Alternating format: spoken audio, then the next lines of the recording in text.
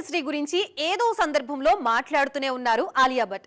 Latest గా ఫహద్ ఫాజిల్ పేరు ప్రస్తావించేశారు. గతంలో ఐకాన్ స్టార్ గురించి చెప్పిన మాటల్ని కూడా గుర్తు చేసుకుంటున్నారు అభిమానులు. ఇంతకీ ఫహద్ పేరుని ఆలియా ఎందుకు పలికినట్టు? ఎత్తర జెండా అంటూ RRR లో ఆడిపడిన సిల్వర్ స్క్రీన్ సీత ఆలియా భట్. రాజమౌళితో పనిచేయాలనే ఆమె కోరిక ఆ మూవీతో తీరింది. కానీ అనుకోని అదృష్టంగా తారక్ చరణ్ తో కలిసి పనిచేసే అవకాశాన్ని దక్కించుకున్నారు మిసెస్ రణ్బీర్. సౌత్ గురించి, సౌత్ హీరోస్ గురించి అవకాశం వచ్చినప్పుడల్లా మాట్లాడుతూనే ఉన్నారు ఆలియా భట్. ఆ మధ్య పుష్ప మూవీ రిలీజ్ అయినప్పుడు అల్లు అర్జున్ మీద ప్రశంసల వర్షం కురిపించారు.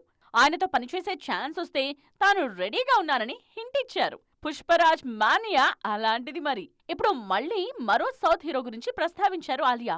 మలయాళ హీరో ఫహద్ ఫాజిల్ నటనంటే తనకు చాలా ఇష్టమని చెప్పారు. ఆయన నటించిన ఆవేశం సినిమాను చాలాసార్లు చూశానని చెప్పారు ఈ బ్యూటీ.